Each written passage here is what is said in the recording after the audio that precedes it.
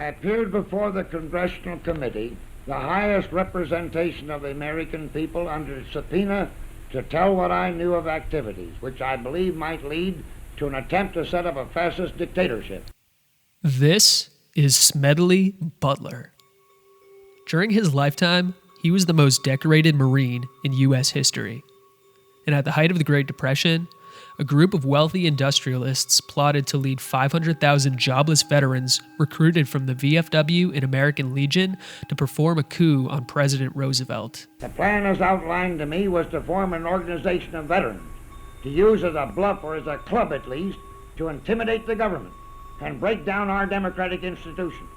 The upshot of the whole thing was that I was supposed to lead an organization of 500,000 men, which would be able to take over the functions of government. They had tried to enlist the then-retired Butler, an American hero and veteran of multiple wars, as their general.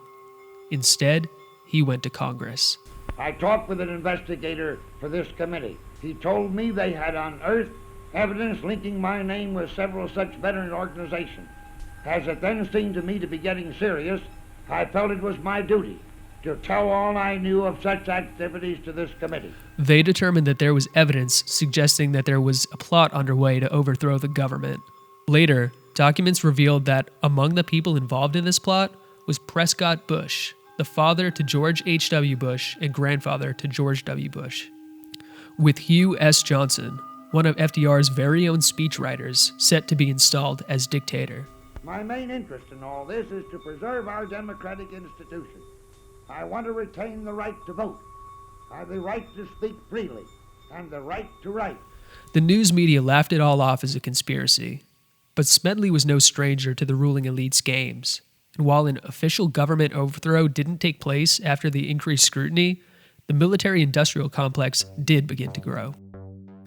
Butler later detailed his experience of war in an interview. I spent 33 years and 4 months in active military service, and during that period, I spent most of my time as a high-class muscle man for big business, for Wall Street and the bankers. In short, I was a racketeer, a gangster for capitalism. I helped make Mexico, and especially Tampico, safe for American oil interests in 1914. I helped make Haiti and Cuba a decent place for the National City Bank boys to collect revenue in. I helped in the raping of half a dozen Central American republics for the benefits of Wall Street.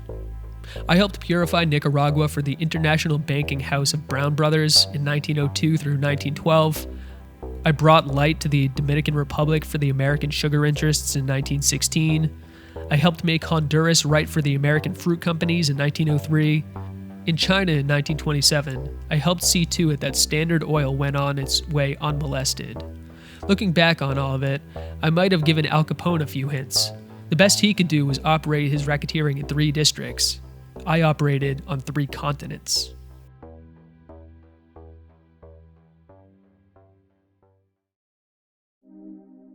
In 1935, he went on to publish the book War is a Racket, a trenchant critique of the burgeoning military-industrial complex. He went around the country on a speaking tour.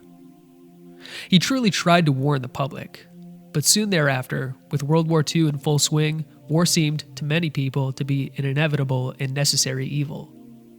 But once again, the war, as horrible as it may be, was advantageous to the elite.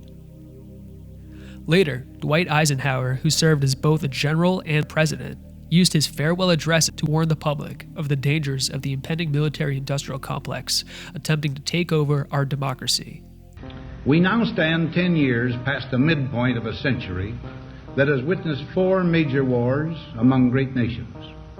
Until the latest of our world conflicts, the United States had no armaments industry. American makers of plowshares could, with time and as required, make swords as well. But we can no longer risk emergency improvisation of national defense. We have been compelled to create a permanent armaments industry of vast proportions.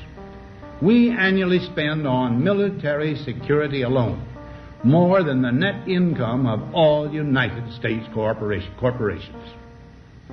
Now, this conjunction of an immense military establishment and a large arms industry is new in the American experience. The total influence economic, political, even spiritual, is felt in every city, every state house, every office of the federal government. In the councils of government, we must guard against the acquisition of unwarranted influence, whether sought or unsought, by the military-industrial complex. The potential for the disastrous rise of misplaced power exists and will persist. We must never let the weight of this combination endanger our liberties or democratic processes. The next president, John F. Kennedy, seemed to be on the same page, saying that mankind must put an end to war, or war will put an end to mankind. He also made bold pronouncements about ending the war in Vietnam and nuclear disarmament, as well as ending the Cold War and turning the space race into a collaborative effort with the Russians. And as we build an international capacity to keep peace, let us join in dismantling the national capacity to wage war. 2 years into his presidency, he was shot dead. The U.S. has been in a near constant state of war ever since.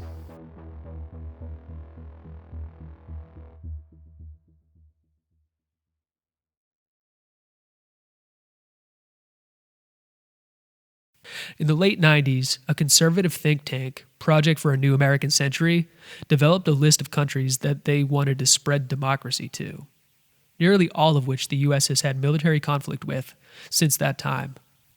For example, we often take for granted the idea that 9/11 was the U.S.'s excuse for going into Iraq, but the very people in charge of developing George W. Bush's foreign policy had put them on a list several years earlier. I have this feeling, man, because you know there's a handful of people actually run everything. That's true. It's provable. It's not I'm not a conspiracy nut. It's provable. Handful, very small elite run and own these corporations, which include the mainstream media.